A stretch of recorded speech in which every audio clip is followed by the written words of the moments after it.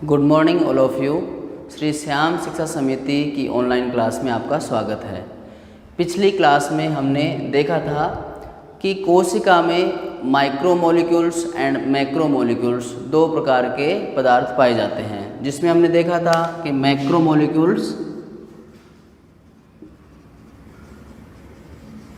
Macromolecules के under में हमने देखा था कार्बोहाइड्रेट होती हैं,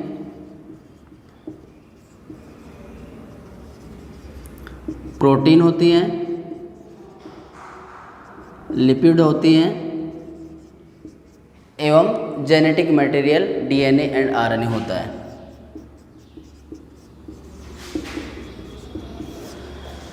हमने डीएनए आरएनए के बारे में थोड़ा बहुत अध्ययन किया था। आज हम ये देखेंगे कि डीएनए और आरएनए को आनुवांशिक पदार्थ जेनेटिक मटेरियल क्यों कहते हैं, क्यों कोशिका में इसी पदार्थ को इन अदर मैक्रोमोलिक्यूल्स को जेनेटिक मटेरियल नहीं कहा जाता है, डीएनए एवं आरएनए को ही आनुवांशिक पदार्थ क्यों कहते हैं। इसके लिए सर्वप्रथम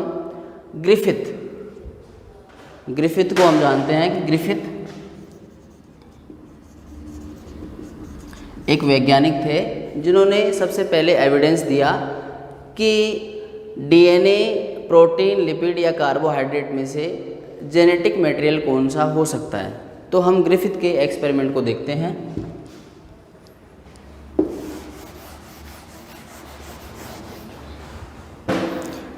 इस एक्सपेरिमेंट के अंदर इन्होंने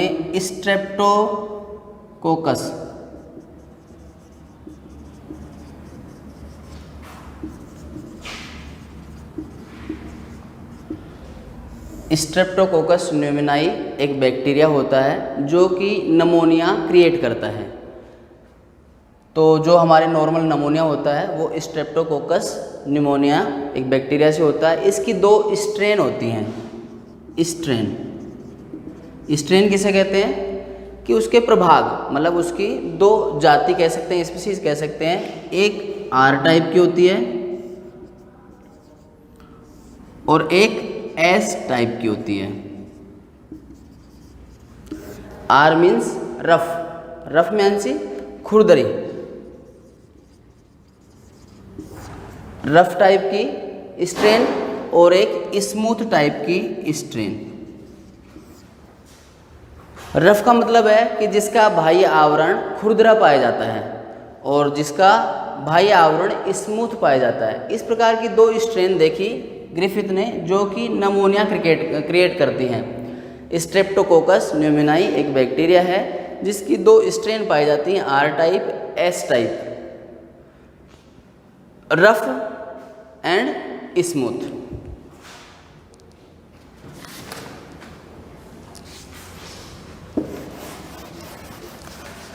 तो ग्रिफिथ ने क्या किया कि दोनों स्ट्रेन ली। एक आर टाइप की जो स्ट्रेन है, R type strain, S type pneumonia strain. तो जब इस आर टाइप को किसी माइस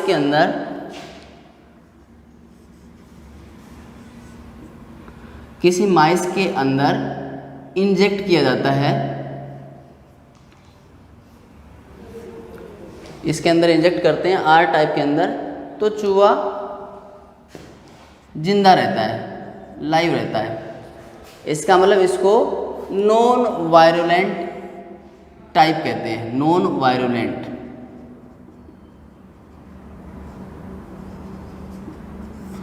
वायरुलेंट इसका मतलब जो डिजीज क्रिएट नहीं करती है। एस टाइप वायरुलेंट टाइप कहलाती है। वायरुलेंट इसका मतलब माइस के अंदर डालने से, इन्फेक्ट इसके अंदर इंजेक्ट करने से, और ये चूहा मर जाता है, डाइड हो जाता है। तो ग्रिफिथ ने देखा कि जब आर टाइप को किसी माइस के अंदर डालते हैं तो चूहा जिंदा रहता है, उसके कोई प्रॉब्लम नहीं होती। लेकिन एस टाइप को जब उस चूहे के अंदर डालते हैं तो चूहा मर जाता है। इसका मतलब इसके अंदर नमोनिया हो गया और नमोनिया होने से चूहा डेड हो गया, मर गया। इसके बाद इन्होंने क्या किया कि जो एस टाइप ली, इसको हीट शॉक दिया। हीट शॉक अर्थात इसको बॉईल किया। बॉईल करने के बाद इसको बॉईल करने से ये स्ट्रेन मर जाती है और मरी हुई स्ट्रेन को चूहे में इंजेक्ट किया तो चूहा जिंदा रहता है। R type non violent strain, जिसको चूहे में डालने से चूहा जिंदा रहता है। नॉन वायलेंट मतलब जो डिजीज़ क्रिएट नहीं करती है। लेकिन एस टाइप जो वायलेंट है और वायलेंट होने से ये चूहे में नमोनिया क्रिएट करती है और चूहा मर जाता है। लेकिन जब जो वायलेंट स्ट्रेन थी उसी को हमने बॉईल किया, हीट सोख दिया, तो उसके बाद में जब चूहे में डाला तो चूहा जिंदा रहा। लेकिन फोर्थ में इसने क्या किया कि जो हीट सोक्ड एस टाइप ली, जिसको हम एस एच कह सकते हैं, S H S type heat soak जो स्ट्रेन ली उसको आर के साथ मिक्स करके और चूहे में इंसर्ट किया। चूहे में इंसर्ट किया, इससे क्या होगा, आर से चूहा जिंदा था, इस हीट सोक करने के बाद चूहा जिंदा रहा। लेकिन जब एस एच और आर ये दोनों को साथ में डाला गया तो चूहा डेड हो गया। चूहा डेड नहीं होना चाहिए था क्योंकि हमारी जो आर टाइप थी, आर से चूहा जिंदा था, जबकि एस एच जो एस टाइप है, हीट सोक्ड माइस है, वो जिंदा रहता है। लेकिन जब इन दोनों को, इसको फर्स्ट को और थर्ड को जब इसके अंदर इंसर्ट किया जाता है तो चूहा मर जाता है। और मरने के बाद जब चूहे का ग्रिफिथ ने देखा कि इसके अंदर जो एस टाइप है, जो हमने यहाँ पर हीट सोक देके मार दिया था जिसको, वो यहाँ पर जिंदा मिली उसको, ये स्ट्रेन उसको जिंदा मिली। अब जिंदा मिली, पहले हमने इसको हीट सोक से मार दिया था, मारने के बाद भी ये जिंदा मिली। इसका मतलब क्या कह सकते हैं हम, ग्रिफिथ ने इसका कंक्लूजन निकाला। कंक्लूजन नोट करेंगे।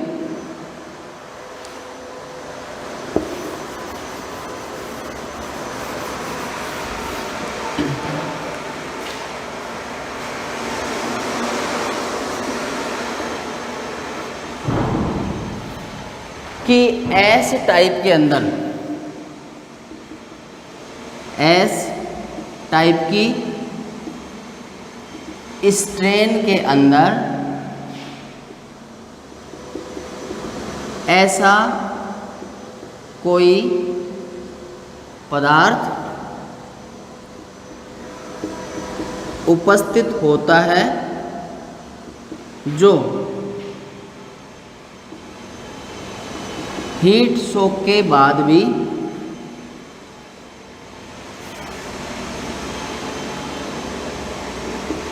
जीवित रहता है एवं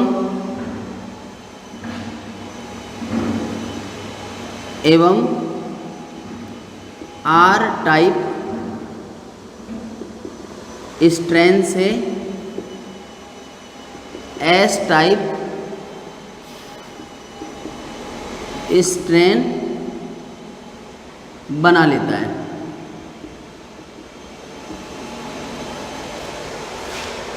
ये कंक्लूजन इस पूरे एक्सपेरिमेंट से ग्रिफिथ ने निकाला कि जो एस टाइप बैक्टीरिया है that have some substance that can transfer after heat soak and it reform their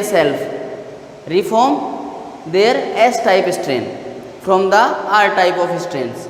So यहाँ पर ग्रिफिथ का केवल ट्रांसफॉर्मेशन एक्सपेरिमेंट कहते हैं इसको, अतः इसको ट्रांसफॉर्मेशन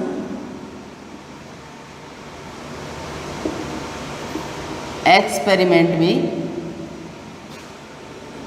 कहा जाता है। अतः इसको ट्रांसफॉर्मेशन एक्सपेरिमेंट भी कहा जाता है।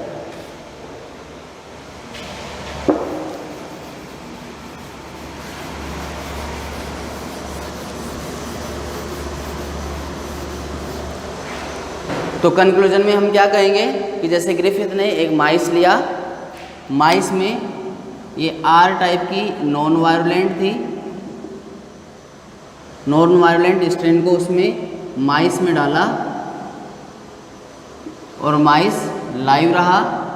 RS को डाला जो कि वायलेंट स्ट्रेन थी, इसमें डाला तो चूहा डाइड हो गया। इसके बाद S को हीट सोख दिया तो चूहा लाइव रहा। लेकिन SH+R को डाला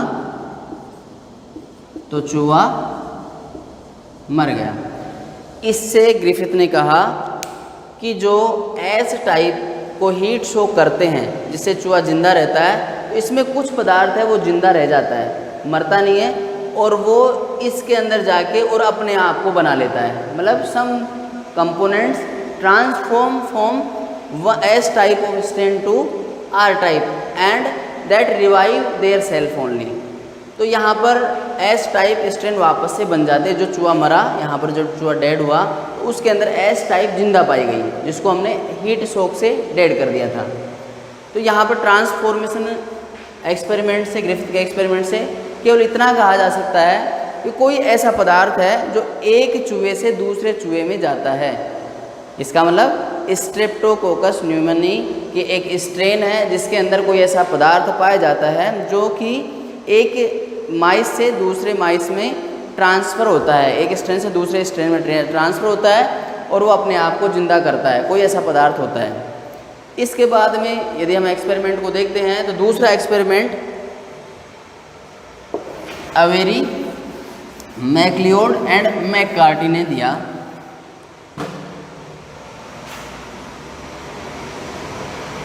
Avery, MacLeod and McCarthy.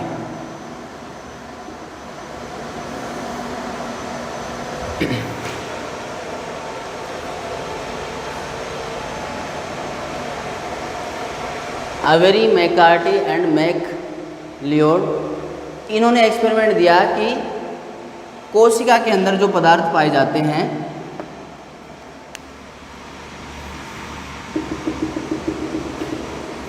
Carbohydrate, protein, lipids and RNA और DNA, ये कंपोनेंट पाए जाते हैं और किसी बैक्टीरिया का इन्फेक्शन करवाते हैं। हम मान लो कोई बैक्टीरियोफेज लेते हैं, बैक्टीरियोफेज,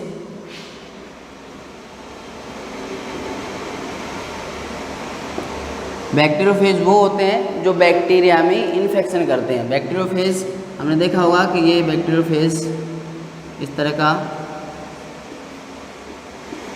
जिसके अंदर ये बाहर कैप्सिड और ये इसका जेनेटिक मटेरियल, और ये यहाँ पर इन्फेक्शन करता है, ये है बैक्टीरिया।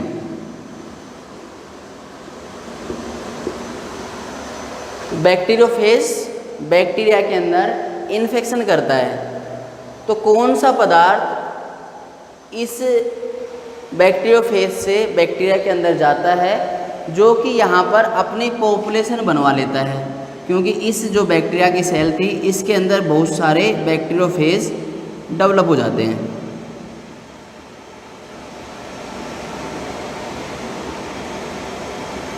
ऐसे बहुत सारे बैक्टीरियोफेज डेवलप हो जाते हैं। तो एवेरी, मैक्लियोड एंड मैककार्टी ने देखा कि इसमें से ऐसा कौन सा पदार्थ है कि जो बैक्टीरिया के अंदर इंसर्ट होता है और अपनी पॉपुलेशन की ग्रोथ करवाता है, अपनी पॉपुलेशन को बढ़ाता है। तो सबसे पहले इन्होंने क्या किया कि इसका ट्रीटमेंट कार्बोहाइड्रेट के लिए इन्होंने कार्बोक्सिलेज लिया।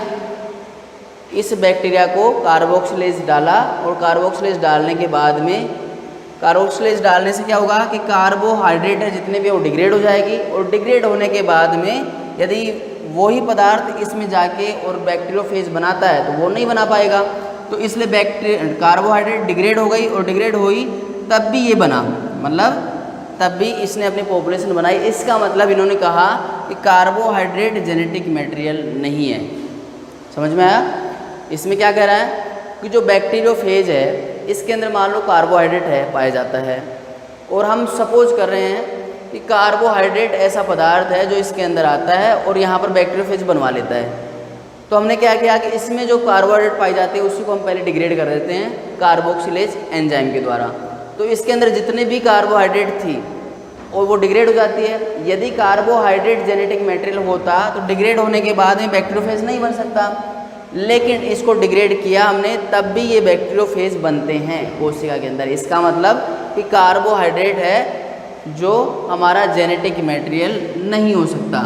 ठीक है, इसका मतलब ये एक एक्सपेरिमेंट इनका कंप्लीट हो गया।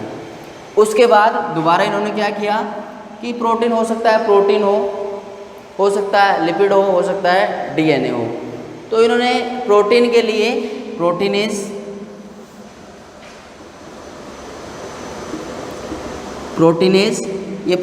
डाला। तो प्रोटीनेज डालने के बाद भी बैक्टीरियोफेज बनते हैं। इसका मतलब इन्होंने कहा कि प्रोटीन भी जेनेटिक मटेरियल नहीं हो सकता, क्योंकि यदि प्रोटीन जेनेटिक मटेरियल होता तो डिग्रेड होने के बाद में बैक्टीरियोफेज नहीं बन सकते थे। लेकिन यहाँ पर हम इसको प्रोटीनेज से ट्रीटमेंट देते हैं, तो यहाँ पर इसका फिर भी इसकी पॉपुलेशन ग्रोथ होती है, रेप्लिकेशन होता है, तो इसका मतलब बैक्टीरियोफेज बनते हैं। अतः हम कह सकते हैं कि प्रोटीन को प्रोटीनेज से डिग्रेड करने के बाद में भी बैक्टीरियोफेज बनता है, तो इसका मतलब प्रोटीन जेनेटिक मटेरियल नहीं हो सकता। इसके बाद इसने लिपिड के लिए लाइपेज यूज किया कि इस बैक्टीरिया में यदि लिपिड है और वो जेनेटिक मटेरियल की तरह काम कर रही है, हो सकता करे, तो फिर लाइपेज डाला इसने और इसके अंदर जितने पाए जाने वाले थे लिपिड को डिग्रेड कर दिया। लिपिड को डिग्रेड करने के बाद में इसने देखा कि वापस से इसमें बैक्टीरियोफेज बनते हैं। इसका मतलब कि लिपिड भी जेनेटिक मटेरियल नहीं हो सकता। ठीक है, इसके बाद इन्होंने डीएनएस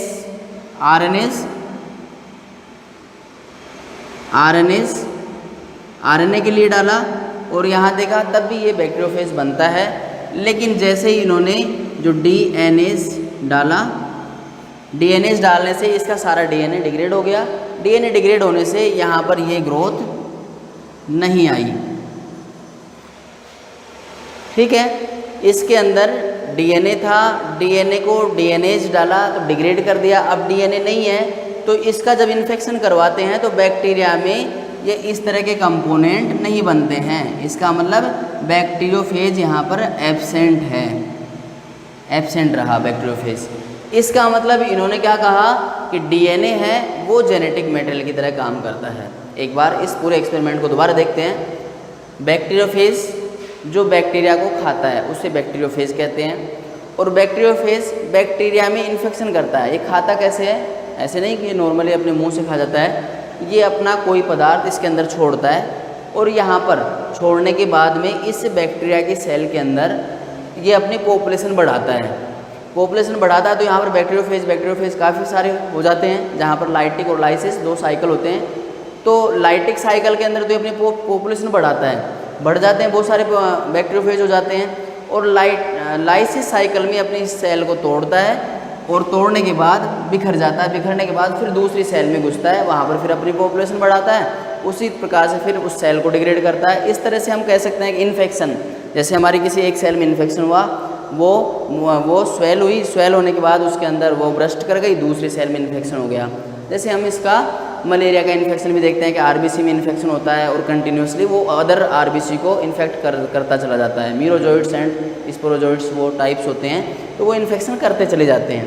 तो हम यहाँ भी यही देख रहे हैं कि बैक्टीरियोफेज है वो बैक्टीरिया में इन्फेक्शन करता है। इन्फेक्शन करता कैसे है कि कोई कंपोनेंट है वो इसमें इंसर्ट करता है। इंसर्ट करने के बाद में यहाँ पर पॉपुलेशन बढ़ती है बैक्टीरियोफेज की, और बैक्टीरियोफेज की पॉपुलेशन बढ़ने के बाद ये सेल ब्रस्ट कर जाते हैं और फिर ये वापस से अपना दूसरा साइकिल दूसरी सेल में इन्फेक्शन करके स्टार्ट कर देता है। तो अवेरी, मैक्लियोड एंड मैककार्टी ने क्या किया कि इन्होंने ये देखा कि एक सेल के अंदर ये कंपोनेंट पाए जाते हैं। अब ये कंपोनेंट पाए जाते हैं तो उन्होंने देखा कार्बोहाइड्रेट पाया जाता है। यदि ये किसी सेल में ट्रांसफ़र होता है और बैक्टीरियोफेज बनते हैं तो इन्होंने क्या किया कि इसको डिग्रेड किया, कार्बोक्सिलेज डाला।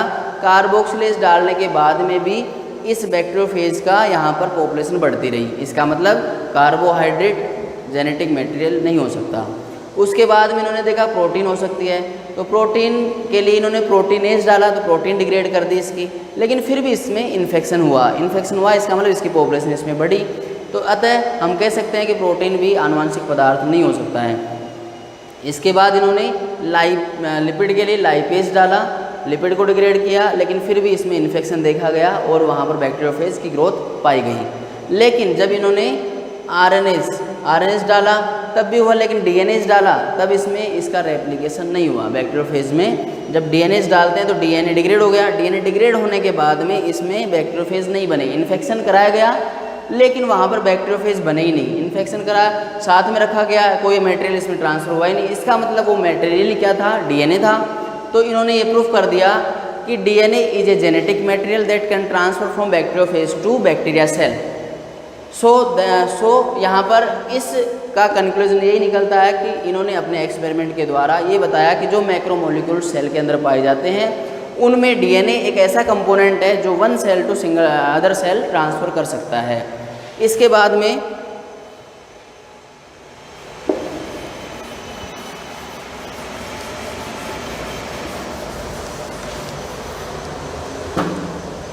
मिशेलसन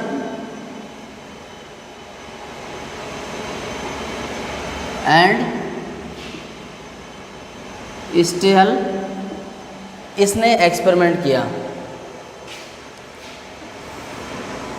इन्होंने क्या किया कि इन्होंने जो अवेरी, मैक्लियोड एंड मैककार्टे ने कहा था कि DNA is a genetic material, लेकिन फिर भी कन्फ्यूजन था कि यहाँ पर जो प्रोटीन है वो जेनेटिक मटेरियल हो सकती है या फिर डीएनए जेनेटिक मटेरियल हो सकता है, ऐसा इनका मानना था। बाद तक भी काफ़ी साइंटिस्टों का। तो इन्होंने एक्सपेरिमेंट किया। इसमें इन्होंने क्या देखा,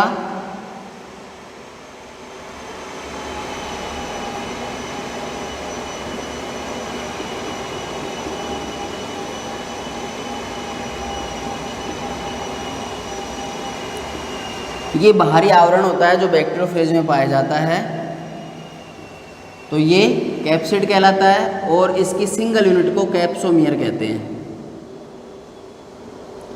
कैप्सोमियर कहते हैं। इसके अंदर इसका जेनेटिक मटेरियल पाया जाता है।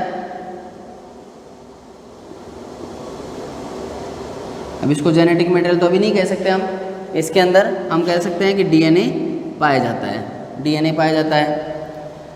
अब ये देखना चाहते हैं कि जेनेटिक मटेरियल कौन सा है इनमें से जो कि इस बैक्टीरियल सेल के अंदर ट्रांसफ़र होता है। यहाँ पर प्रोटीन इसके अंदर आती है या फिर डीएनए इसके अंदर आता है। अवेरी, मैक्लियोड एंड मैककार्टे के अनुसार तो इन्होंने कहा कि डीएनए है, इसके अंदर जो डीएनए है वो इस सेल के अंदर आता है और वो इन्फेक्शन क्रिएट करता है और अपनी पॉपुलेशन बढ़ाता है, इसलिए इन्होंने कहा DNA is a genetic material. लेकिन मिशेलसन एंड स्टेहल ने कहा कि प्रोटीन और डीएनए इन दोनों को एग्जैक्टली हम कैसे बता सकते हैं कि प्रोटीन जेनेटिक मटेरियल है या डीएनए जेनेटिक मटेरियल है, तो उस ड्यूरेशन के अंदर रेडियो आइसोटोप टेक्नोलॉजी इन्होंने काम में ली। Radio isotope technology, radio isotope technology, radio means radiation,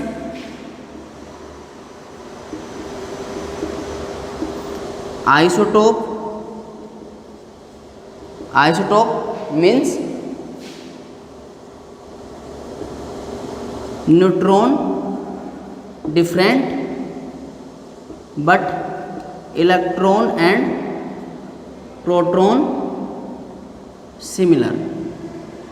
यदि हम कार्बन 12 एंड कार्बन 14 की बात करें तो इसमें 6 प्रोटॉन, 6 न्यूट्रॉन और 6 इलेक्ट्रॉन इस तरह से पाए जाएंगे, तो ये 12 इसका मोलिकुलर वेट हो जाएगा। मतलब जैसे हम कार्बन देखते हैं, कार्बन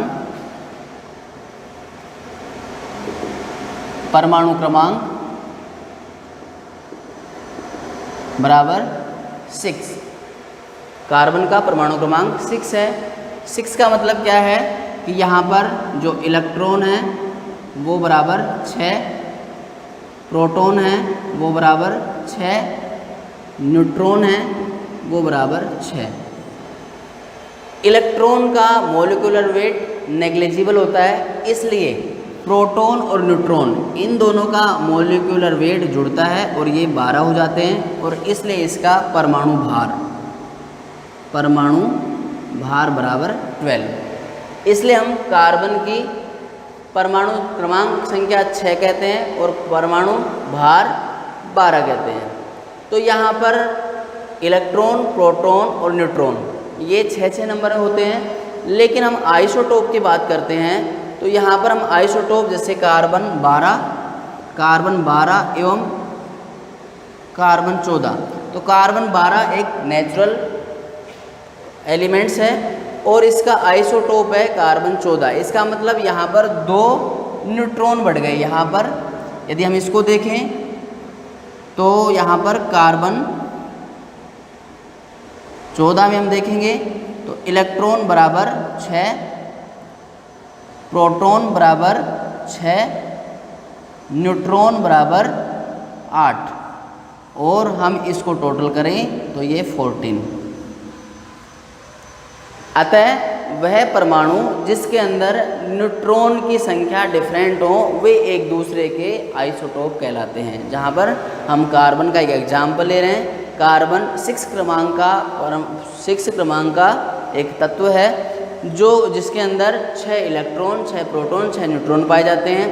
इलेक्ट्रॉन का मॉलिक्यूलर भार एक नेग्लिजिबल होता है, अतः इसको छोड़ दिया जाता है। इन दोनों को जोड़ते हैं तो ये 12 इसका परमाणु भार होता है। लेकिन यदि हम आइसोटोप देखते हैं तो इसके अंदर 2 न्यूट्रॉन ज़्यादा हैं, इसलिए इसको C14 कहते हैं। इस टेक्नोलॉजी आइसोटोप रेडिएशन, इस प्रकार का जो कार्बन है रेडिएशन उसमें ज़्यादा हो गई क्योंकि न्यूट्रॉन उसमें 2 ज़्यादा हो गए रेडिएशन, और टेक्नोलॉजी इस रेडिएशन को आइडेंटिफाई किया जाता है कि ये रेडिएशन कहाँ गई। मतलब यदि इसके अंदर यहाँ पर P प्रोटीन का जो मॉलिक्यूलर क्रमांक है उसमें C, प्रोटीन का जो मॉलिक्यूलर फॉर्मूला है उसमें कार्बोक्सिलिक ग्रुप, एक H हाइड्रोजन ग्रुप, एक R ग्रुप और एक NH2 group, amine group, carboxylic group, alkyl group, एक हाइड्रोजन ग्रुप। ये कार्बन इस तरह से ये एक एमिनो एसिड का सूत्र है। इसके अंदर कुछ ऐसे कंपोनेंट हैं, ऐसे एमिनो एसिड हैं जिसके अंदर सल्फर पाया जाता है, जैसे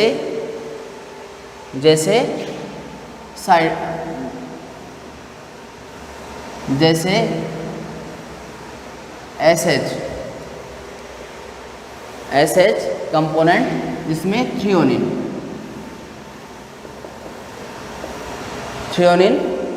ऐसा एमिनो एसिड है। 20 एमिनो एसिड पाए जाते हैं जिसमें से 2 ऐसे एमिनो एसिड हैं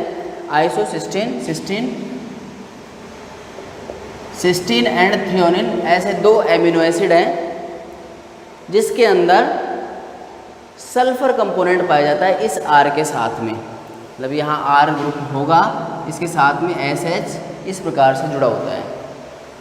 तो सल्फर पाया जाता है प्रोटीन के अंदर, और हमने कल देखा था कि DNA के अंदर फॉस्फेट पाया जाता है। जो फॉस्फेट ग्रुप है, जिसकी एस्टर फॉस्फोडाइएस्टर बॉन्ड बनाता है DNA के बैकबोन में, तो वो फॉस्फेट ग्रुप DNA के अंदर पाया जाता है। तो इन्होंने क्या देखा, मिशेल्सन एंड स्टेल ने, कि प्रोटीन के अंदर सल्फर पाया जाता है और DNA के अंदर फॉस्फोरस पाया जाता है। यदि इन दोनों के हम आइसोटोप काम में ले जाएं तो ये बैक्टीरियोफेज कौन से पदार्थ को, जैसे प्रोटीन को यदि इसमें डालता है तो यहाँ पर S का आइसोटोप आ जाना चाहिए, और यदि ये DNA को डालता है तो यहाँ पर फॉस्फोरस का आइसोटोप आ जाना चाहिए। और जो आइसोटोप यहाँ पर आएगा उसको हम रेडिएशन टेक्नोलॉजी से हम उसको आइडेंटिफाई कर लेंगे, उसकी रेडिएशन को एब्जॉर्ब कर लिया जाएगा और डिटेक्ट कर लिया जाएगा, और पता हो जाएगा इससे कि यहाँ पर फॉस्फोरस आया या फिर सल्फर आया। इनका मेन मोटिव यही था कि सल्फर आता है तो ये कह सकते हैं कि प्रोटीन इसका जेनेटिक मटेरियल है, और फॉस्फोरस आता है तो इसका मतलब ये कह सकते हैं कि DNA is a genetic material. तो इन्होंने क्या किया कि जो सल्फर का आइसोटोप है,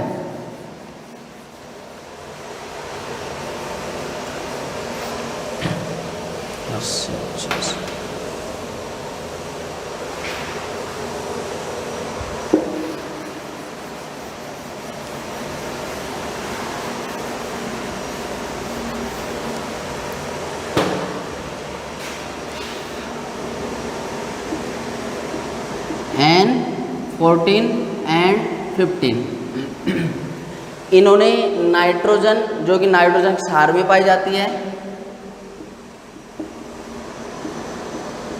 नाइट्रोजन क्षार जो कि हमारे प्यूरिन थे, प्यूरिन एंड पिरिमिडीन। प्यूरिन के अंदर हमने पढ़ा था A और G होते हैं, एडेनिन एंड ग्वानिन होता है। पिरिमिड के अंदर C, T, U, cytosine, thymine and uracil होता है। तो इन्होंने देखा कि जो नाइट्रोजन है, नाइट्रोजन का आइसोटोप N15 है, ये थोड़ा सा भारी होता है, ये थोड़ा सा हल्का होता है। तो इन्हीं के साथ में जब इन्होंने देखा कि जो DNA है वो जेनेटिक मटेरियल है वो ट्रांसफ़र होता है, तो यहाँ पर N और नाइट्रोजन का आइसोटोप इन्होंने काम में लिया। लेकिन जो सल्फ़र मैं बता रहा था कि सल्फ़र है, सल्फ़र जिसका आइसोटोप 35 है, और फॉस्फोरस है जिसका आइसोटोप 32 है। तो ये Hershey and Chase, Hershey and Chase, ये दो साइंटिस्ट थे, इन्होंने इस रेडियो आइसोटोप टेक्नोलॉजी में, रेडियो आइसोटोप टेक्नोलॉजी, इसके अंडर में इन्होंने एस सल्फर आइसोटोप काम में लिया और फॉस्फोरस आइसोटोप काम में लिया हर्शे एंड चेज़ ने, और इसने जो स्टेल एंड मेल्सन एंड स्टेल ने N14 और N15 आइसोटोप काम में लिया। अब देखते हैं कि इनका मेन मकसद था कि DNA is a genetic material, DNA है, जेनेटिक मटेरियल है या नहीं है। तो हर्शे एंड चेज़ ने S35 ये लिया मीडिया के अंदर। मीडिया क्या है? कोई माध्यम है जिसके अंदर ये बैक्टीरियोफेज आराम से ग्रो कर सकता है। तो इन्होंने जो नॉर्मल बैक्टीरियोफेज था, नॉर्मल बैक्टीरियोफेज, इसको इन्होंने इसके ऊपर कल्चर किया तो इसकी जितनी प्रोटीन बनी उसके अंदर वापस से ये, जैसे यहाँ पर हमने ये S35 रेडियो आइसोटोप इसमें काम में लिया जा रहा है इसकी ग्रोथ के लिए। तो यहाँ पर जो प्रोटीन होगी